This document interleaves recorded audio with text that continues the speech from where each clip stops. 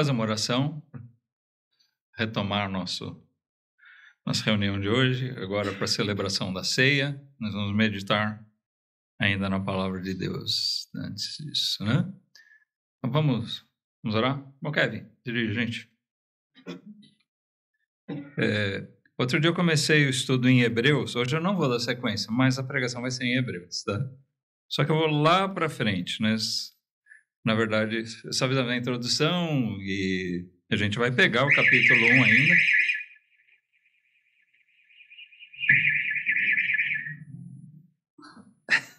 Opa!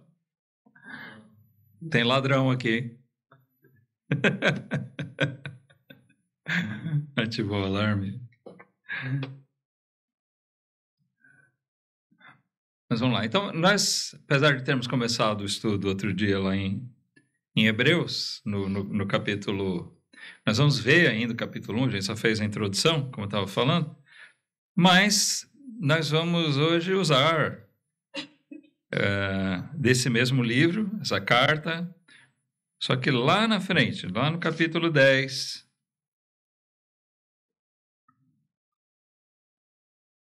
Nós temos aqui, irmãos, um trecho dessa carta que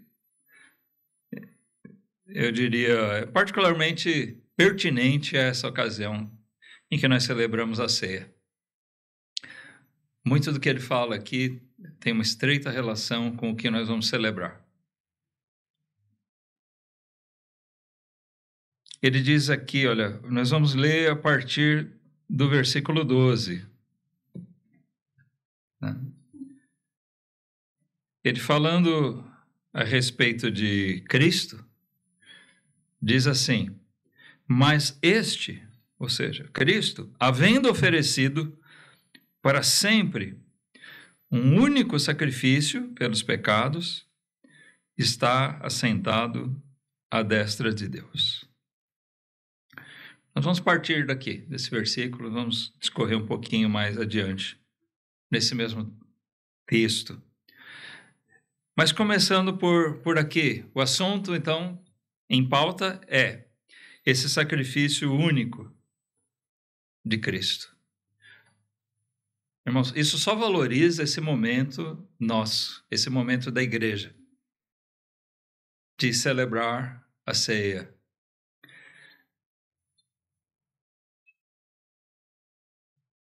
O autor bíblico aqui diz que Jesus, havendo oferecido para sempre um único sacrifício, um sacrifício com uma obra com valor eterno, definitivo,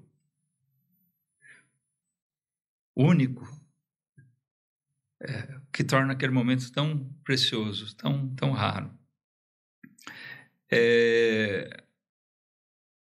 A comparação feita aqui era com aqueles sacrifícios dos rituais judaicos, né?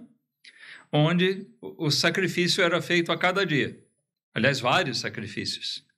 Tinha aqueles holocaustos, aquelas ofertas, sacrifícios especiais, mas em cada dia eram feitos sacrifícios constantemente pelos pecados cotidianos ali do povo, né?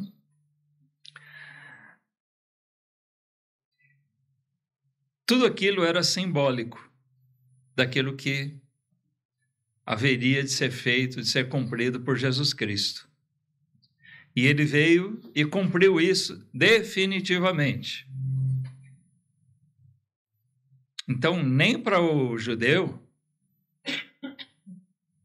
aquele que entende realmente o que Cristo fez, tem mais valia, tem mais valor aqueles sacrifícios. Dentro do catolicismo, a missa, que envolve a Eucaristia, né, o que nós chamamos de ceia, a ceia do Senhor, eles entendem como a repetição do sacrifício. Por isso, eles creem naquela doutrina estranha, né, transubstanciação,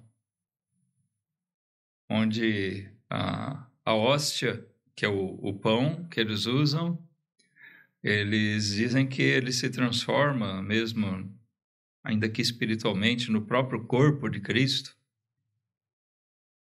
Misticamente, ele se transforma no corpo de Cristo, e o cálice, o vinho, ele se transforma no sangue de Cristo. Eles entendem que aquilo, de alguma maneira, tem que ser real, literal, porque o sacrifício é feito novamente. Mas o que a Bíblia diz é, não, esse sacrifício é o único. Mas o que tem de tão importante, então, na celebração da ceia? Quando nós retratamos, né, é um simples retrato, é simbólico.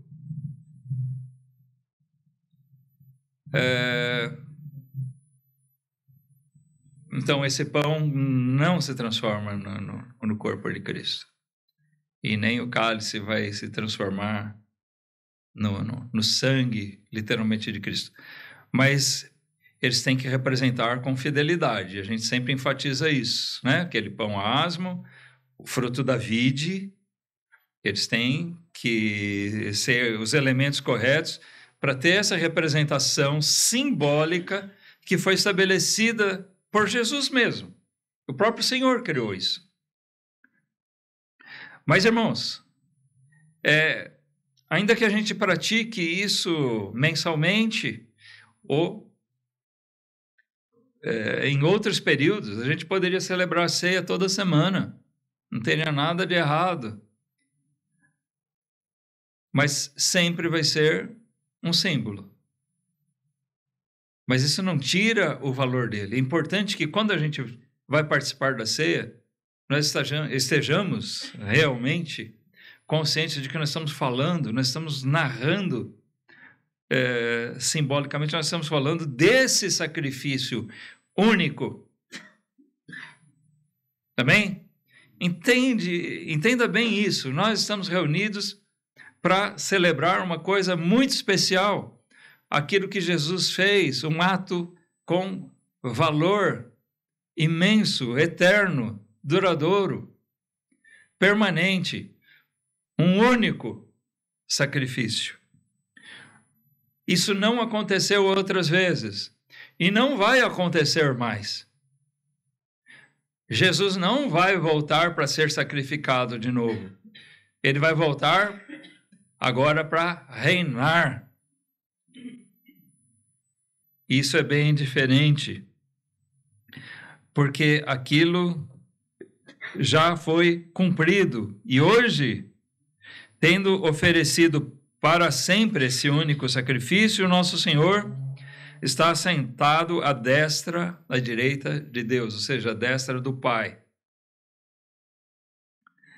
Isso também tem algo muito importante para nós, porque aqueles que são participantes da carne e do sangue de Cristo, eles contam com o Senhor Jesus como seu Senhor verdadeiro, como seu Rei e como seu advogado, seu intercessor. Nós temos o Senhor Jesus assentado à destra do Pai, intercedendo por nós. Ele morreu por nós e ele não nos abandonou. Ele nos enviou o seu Espírito para estar conosco e ele está à destra do Pai, intercedendo por nós em cada dia, em cada momento.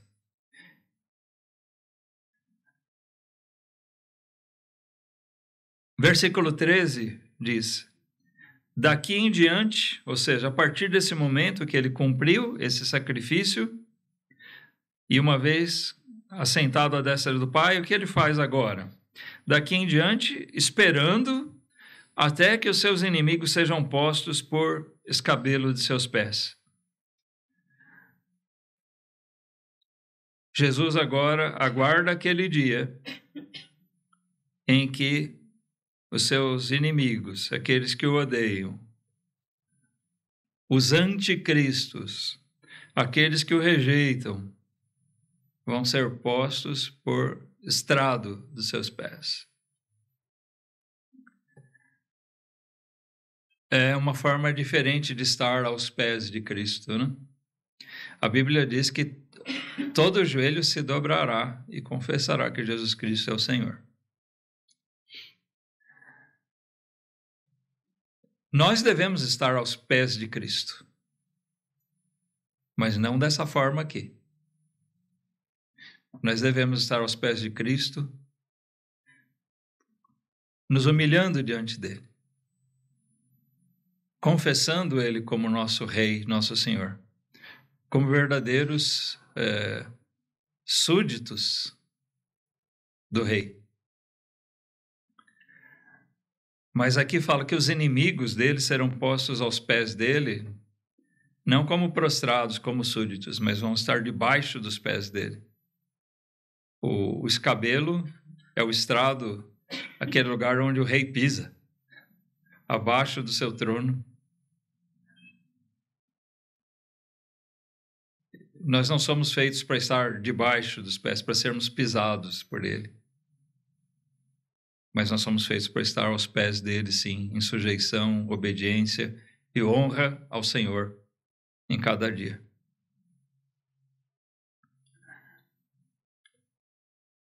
No versículo 14, ele fala sobre a razão disso. Ele diz, porque com uma só oblação aperfeiçoou para sempre os que são santificados. Mais uma vez, ele enfatiza o fato de um sacrifício único. Uma só oblação. O que é oblação? É um sacrifício, uma oferta, feito com derramamento de líquido.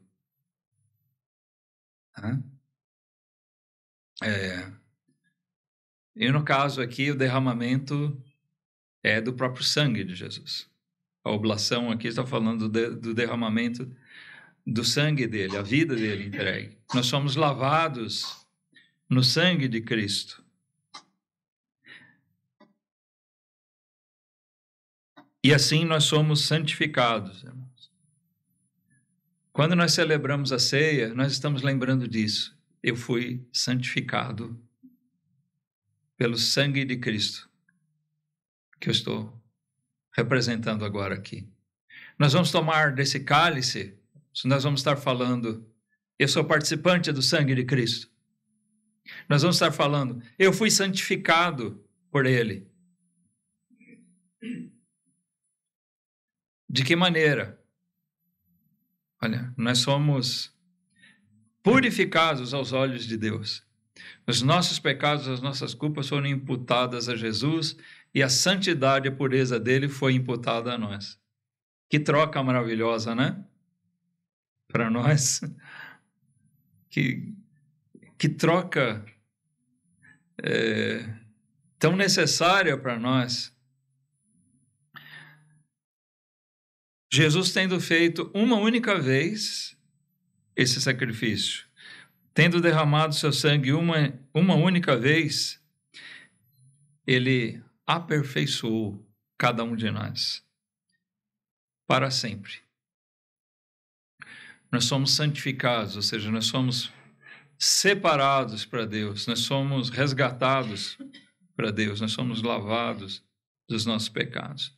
A palavra santificação, ela tem um sentido, a palavra original, ela tem um sentido geral de separação. Mas separação no sentido de consagração. Não é um apartamento simplesmente, né? Apartar coisas, dividir, como você divide bananas de laranjas. Mas, sim, uma separação, eu estou tirando alguma coisa daqui para dedicação especial. Estou separando isso de uma maneira especial. E nós somos santificados na medida que nós somos separados para o Senhor. Então é necessário que aquele que participa da ceia, ele esteja consciente, que seja uma realidade sempre, irmãos, que nós estamos dizendo, eu sou alguém que foi separado pelo Senhor. Jesus Cristo me santificou, ele me aperfeiçoou aos olhos de Deus, aos olhos do Pai, de uma vez por todas, me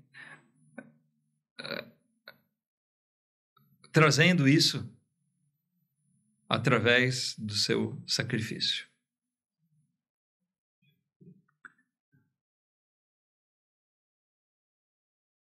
A ceia é para os santos, porque ela está falando, eu tenho parte com Cristo, e Jesus separou um número determinado de pessoas. Não são todas as pessoas, não é qualquer um que se achega de qualquer maneira, mas são aqueles que verdadeiramente foram trazidos ao arrependimento e à fé. A fé em que exclusivamente Jesus, exclusivamente através daquele único ato, ele nos consagrou ao Pai. Aquele ato tão precioso e tão necessário. Lembra que Pedro, que outras vezes foi elogiado por Jesus, quando Jesus falou, é necessário que o Filho do Homem, ele mesmo, seja morto. E Pedro disse, não, Senhor, de maneira nenhuma, nós não vamos permitir isso. E Jesus repreendeu ele. Talvez com as palavras mais duras que a gente veja na Bíblia, né? Jesus repreender qualquer discípulo dele. Aí ele dizia, às vezes veladamente, outras vezes abertamente, que aqueles fariseus eram hipócritas, né? Isso ofendia a eles. Mas eles eram mesmo pessoas ímpias, né? Agora, quando Jesus diz para Pedro, um discípulo dele, para trás de mim, Satanás. Ali Jesus pegou pesado com Pedro, né?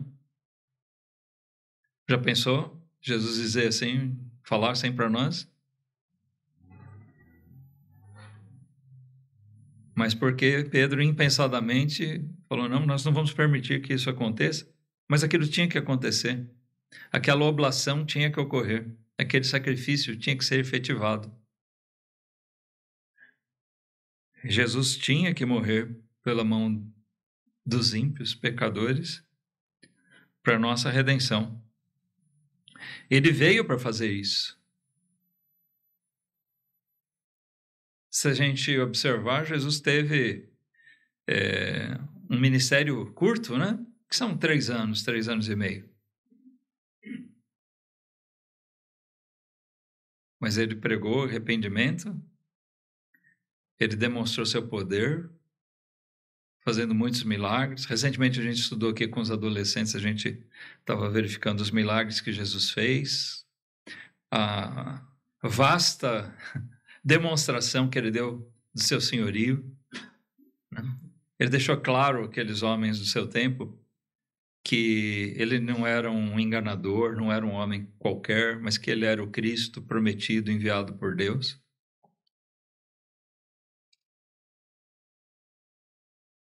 Mas aquilo durou um período de tempo relativamente curto, 3 anos e meio. Se a gente pensar aqui, olha, a pandemia começou, foi quando? 2020? 2020? Então, olha, já se foi 3 anos. Né? Seria o período que Jesus teve no seu ministério aqui, seria mais ou menos esse tempo, desde o começo da pandemia, só para a gente ter uma ideia, né? Parece que foi outro dia, passou tão rápido. Mas ele cumpriu grandes coisas naquele tempo que ele fez, que ele permaneceu aqui. Mas o grande momento da vida de Jesus, ironicamente, é a morte dele. Ele veio para morrer. E isso foi cumprido por amor a nós. Com essa única oblação ele aperfeiçoa os que são santificados. Nós somos santificados nele.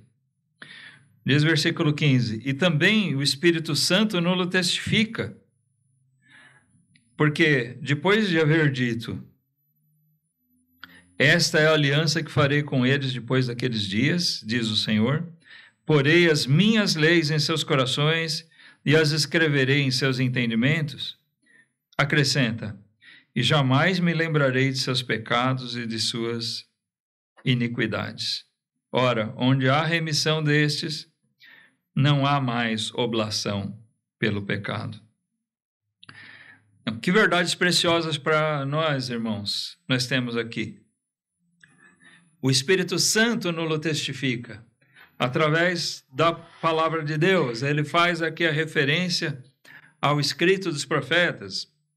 Aqui é uma referência a Jeremias, né? Deus prometeu que faria uma aliança com o seu povo, uma nova aliança. E dessa vez ele não colocaria a lei naquelas tábuas de pedra, mas ele colocaria a sua lei no coração. Nós somos um povo privilegiado por Deus. Se nós somos mesmo santificados em Cristo, nós somos abençoados. Eu digo privilegiados nesse sentido, nós somos abençoados largamente, porque ele colocou sua lei nos nossos corações. Isso faz a diferença de um verdadeiro crente ou de um falso crente. Falsos crentes, as igrejas estão cheias por aí, porque eles têm a Bíblia, eles têm um templo, eles têm pregação, eles têm hinos, eles têm oração, mas eles não têm a lei no coração. E isso pode acontecer lá fora e aqui também. Não é verdade? Mas, irmãos, se nós somos realmente de Cristo, ainda que nós olhemos para nós com até vergonha e tristeza por toda a nossa fraqueza, nossas falhas, nós louvamos a Deus porque nós percebemos que nós temos a lei dele escrita no nosso coração. Nós temos realmente um profundo desejo de agradar ao Senhor. Mais uma vez, nós celebramos a ceia relembrando que o Senhor Jesus morreu por nós e que agora nós devemos viver para Ele. Será que nós todos participamos da ceia pensando, eu quero te agradar, meu Senhor, porque o Senhor derramou esse sangue, o Senhor entregou sua vida por mim? É esse o nosso pensamento? Espero que sim. Nós não podemos ser indiferentes ao Senhor. O que Ele fez, ninguém faria. Primeiro, porque não teria poder para isso. Segundo, que não teria coragem de fazer. E Jesus fez.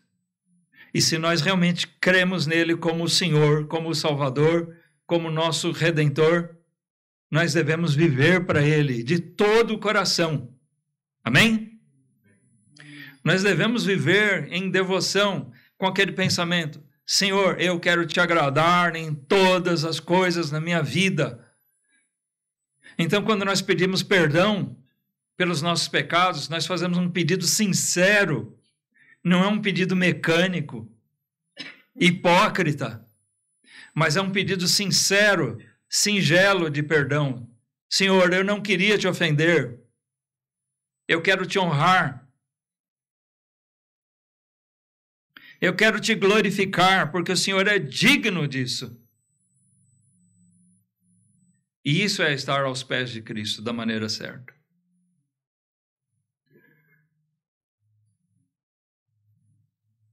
Ele colocou sua lei nos nossos corações e ele acrescenta no versículo 17 que a gente leu, ele não só diz, eu porei as minhas leis nos seus corações e escreverei em seus entendimentos, mas ele acrescenta, jamais me lembrarei de seus pecados e de suas iniquidades.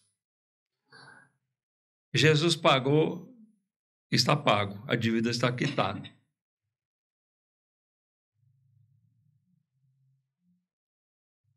nós fomos remidos por cada um dos nossos pecados. Isso não implica em que nós não devamos sentir o peso dos nossos pecados recentes e de nós pedirmos perdão a Deus. Nós somos ensinados a isso. Mas, irmãos, nós temos que saber que Cristo já pagou por cada um deles. Jamais me lembrarei, quer dizer, ele não vai cobrar de nós mais, porque o preço já foi pago. Não tem porquê o Pai retomar essa cobrança. É uma dívida paga. A ceia fala disso também. Nós estamos lembrando que o Senhor nos perdoou eternamente, definitivamente. Essa única oblação foi feita e houve remissão de todos os nossos pecados. E como ele diz no versículo 18, ora, onde há remissão destes, não há mais oblação pelo pecado. Ou seja, uma vez que nós fomos perdoados, Jesus não precisa fazer nada de novo. Nem nós precisamos repetir. Então, nós não temos a ceia como um sacramento, como algo que complemente ou que contribua para a nossa salvação, para a nossa redenção. Isso já foi feito de uma vez por todas por Cristo. Mas nós estamos relembrando que ele fez isso de uma vez por todas. Estamos comemorando isso. Estamos celebrando o que Jesus fez. Nós estamos celebrando o maior fato da história. A gente comemora, hoje é Dia dos Pais, né? A gente comemora o Dia dos Pais, comemora o Dia das Mães. Não quero tirar a importância desse dia, né? De dedicar alguma coisinha, um carinho especial, relembrando. Mas são datas criadas pelo homem. Mas nós comemoramos aniversários. Bom, nada de errado também agradecer a Deus por mais um ano de vida que Ele nos dá. É uma bênção. Nós celebramos aniversário de casamento. Foi uma coisa importantíssima na nossa vida, né? Os casados. A gente agradecer a Deus por Deus ter nos concedido aquela união e ter nos sustentado. Sabe, nós temos datas especiais para celebrar. Podem ser, né? Nós celebramos o dia da nossa conversão. Que data especial para nós, né? Quem lembra ainda? Olha, eu me converti, né? Há não sei quantos anos, no dia tal. O meu batismo. Mas sabe, nenhuma dessas datas chega assim aos pés de a gente celebrar o dia em que o Senhor proporcionou para nós a salvação. Aquele dia que universalmente Jesus morreu para salvar todos os que tinham que ser salvos. Uma única oblação e não é necessário mais nada. Nenhum outro sacrifício, nenhum complemento, nenhum sacramento. Jesus já sacramentou tudo em um único momento. Seguindo pelo versículo 19, ele diz: tendo, pois, irmãos, ousadia para entrar no santuário pelo sangue de Jesus, pelo novo e vivo caminho que ele nos consagrou, pelo véu, isto é, pela sua carne, e tendo um grande sacerdote sobre a casa de Deus, cheguemo-nos com verdadeiro coração, em inteira certeza de fé, tendo os corações purificados da má consciência e o corpo lavado com água limpa. Retenhamos firmes a confissão da nossa esperança, porque fiel é o que prometeu. Então, ele diz, em consequência do que Jesus fez por nós, ele diz, uma vez que nós compreendemos isso, tendo a compreensão de que nós temos um grande sacerdote, não um sacerdote humano, não é Arão, nem um descendente de Arão, um homem falho como nós, mas o nosso grande sacerdote, aquele que realmente intercede por nós junto ao Pai, é o próprio Senhor Jesus, o Filho de Deus. Uma das coisas que Hebreus mostra bastante é esse papel sacerdotal de Cristo. O papel intercessório dele em nosso favor. Então ele diz, tenhamos ousadia, nós podemos ter a ousadia de entrar na presença de Deus, de entrar no santuário. Mais uma vez ele faz uma referência aos escritos antigos. Só o sumo sacerdote podia entrar lá no Santo dos Santos, né?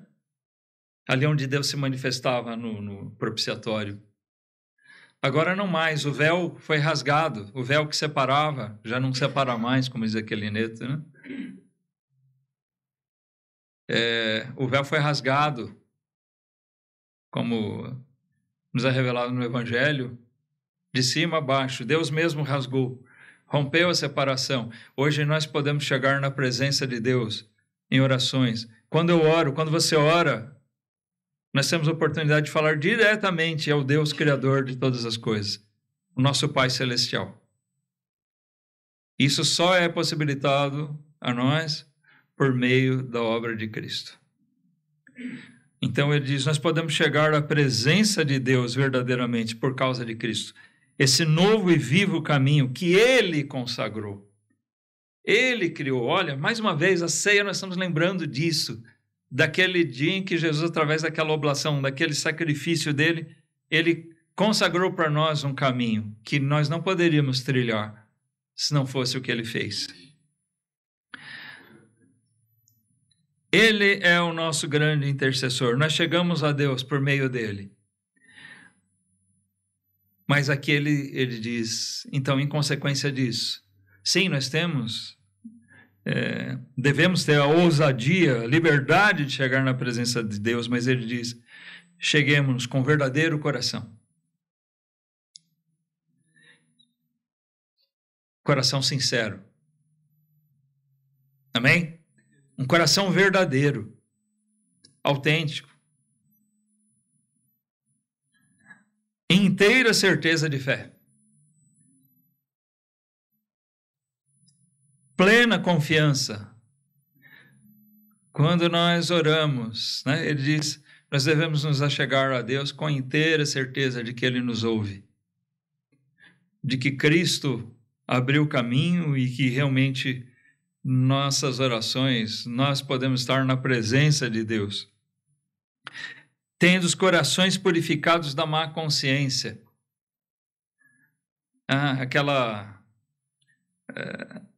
Purificados daquela vontade de pecar. Agora é diferente, né? Nós tendo as leis do Senhor escritas em nosso coração, nós já não temos mais aquela má consciência.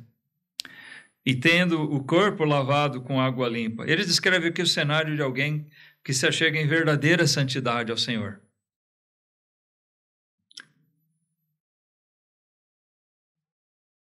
E ele diz, retenhamos firmes a confissão da nossa esperança.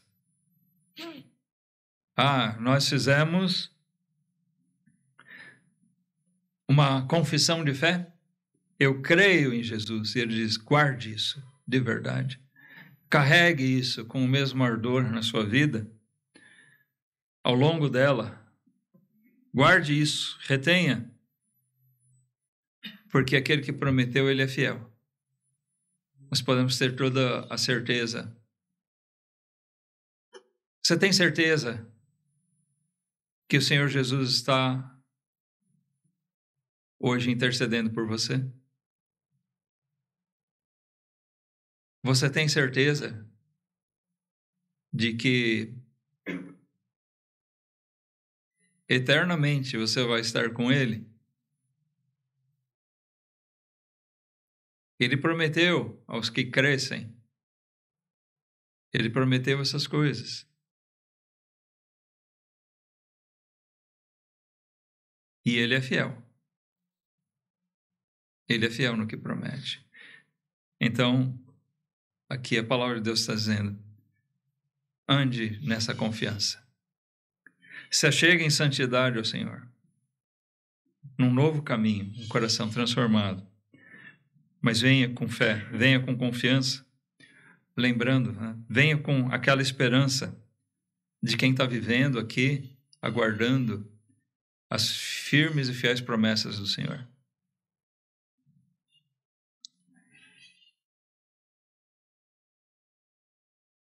Versículo 24, ele diz: e consideremo-nos uns aos outros, para nos estimularmos ao amor e às boas obras, não deixando nossa mútua congregação, como é costume de alguns, antes admoestando-nos uns aos outros, e tanto mais quanto vedes que se vai aproximando aquele dia.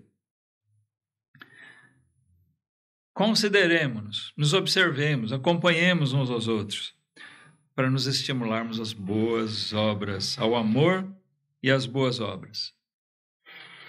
Aqui ele fala da importância de nós estarmos andando juntos na congregação, na igreja.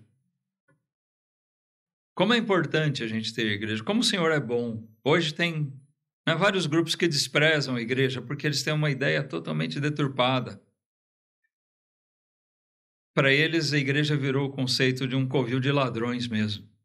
A gente vê que isso não é novo. Jesus acusou os sacerdotes lá em Jerusalém de terem feito da casa de Deus um covil de ladrões, não é verdade? E muitos templos, né, como chamam, muitas igrejas que se apresentam como igrejas hoje não passam de covis de ladrões. Pessoas que estão interessadas em fama, poder, prestígio e dinheiro. E quando eu falo isso, eu não estou falando só dos líderes, mas muitas vezes dos que estão lá. Muitas vezes.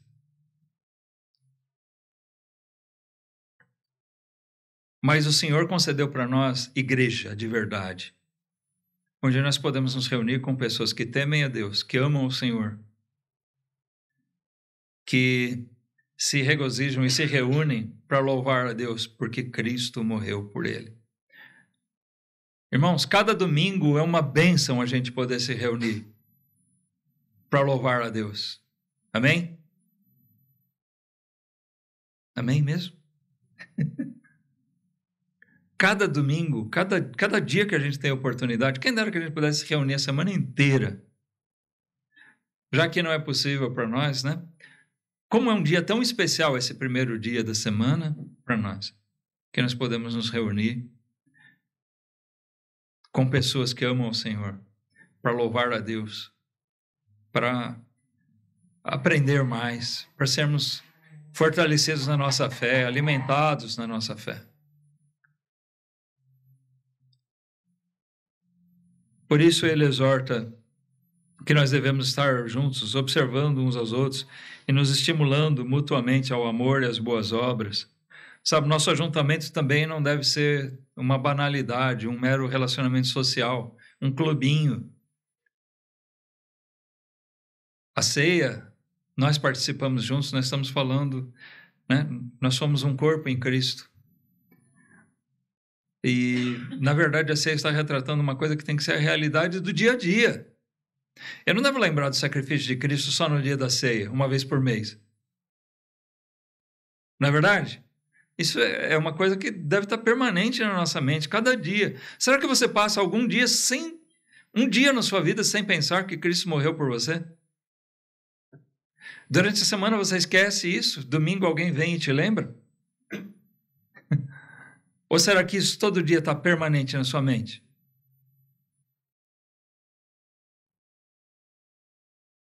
Tem realidades que são presentes na nossa vida no dia a dia.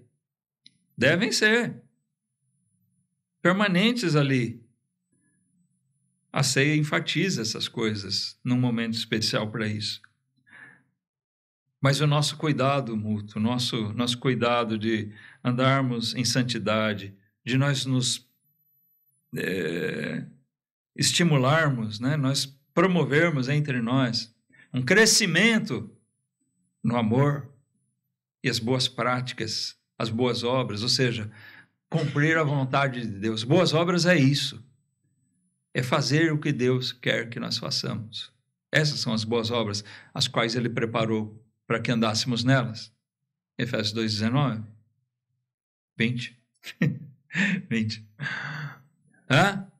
Nós temos em Cristo esse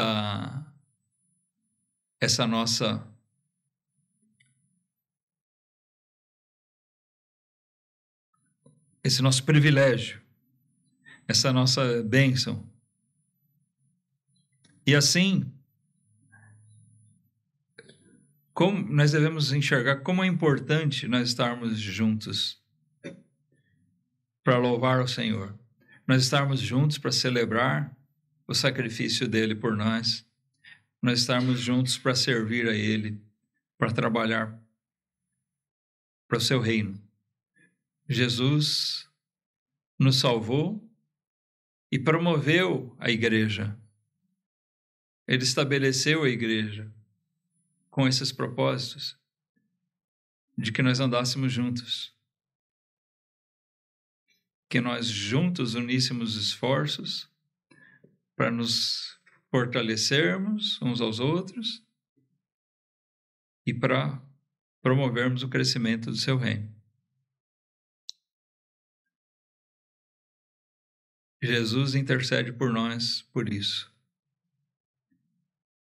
Ele cumpriu o seu sacrifício definitivo para ter efeitos duradouros. Então, nada justifica, irmãos, que nós abandonemos em algum ponto da nossa vida aquilo para o qual ele nos separou. Amém? Nós temos a santidade como alvo, como objetivo, não por um tempo, mas por toda a nossa vida. Aliás, o crente deve pensar sempre em crescer em santidade, crescer no amor. Será que o nosso amor hoje é maior do que no passado? Ou será que diminuiu? A gente tem conversado, né, e às vezes tem transparecido mesmo isso, que nós passamos a nossa lua de mel, estamos, né, como igreja, caindo numa certa mornidão, e lembra, mornidão é perigoso, hein? Também é perigoso o que aconteceu com Éfeso, aquela igreja tem elogios, né, na carta que o próprio Senhor Jesus direcionou através de João à igreja de Éfeso. Aquela igreja tinha muitas virtudes, era uma igreja zelosa, firme, mas aquela igreja foi advertida porque ela deixou seu primeiro amor. Parece que ela arrefeceu no seu amor. Nós não podemos deixar isso acontecer. Ao contrário, nós temos que nos estimular, como diz aqui esse versículo 24, ao amor. Por quê? Nós precisamos crescer no amor, não diminuir. Nós precisamos crescer nas boas obras. Porque a gente vai aprendendo e vai se preparando, se gabaritando para servir a Deus melhor. Coisas que eu fazia erradas antes, eu passo a não fazer mais. Coisas que eu não fazia antes, eu passo a fazer mais agora. Coisas da vontade de Deus, né? Agora, nós não devemos andar para trás, cair, mas temos que crescer. E é importante que a gente esteja junto nisso. Cristo nos resgatou para isso, para que nesse novo e vivo caminho a gente possa progredir, que a gente possa crescer, não para a salvação, nós já estamos salvos definitivamente, mas que nós possamos crescer diante do Senhor. Sermos mais agradáveis a Ele em cada dia. Que esse seja o objetivo da nossa igreja. Que nós possamos estar celebrando isso. Cristo morreu para nos fazer isso. E que nós não fraquejemos, para que nós não fracassemos nesse propósito, mas que retenhamos firmes a confissão da nossa esperança. Amém?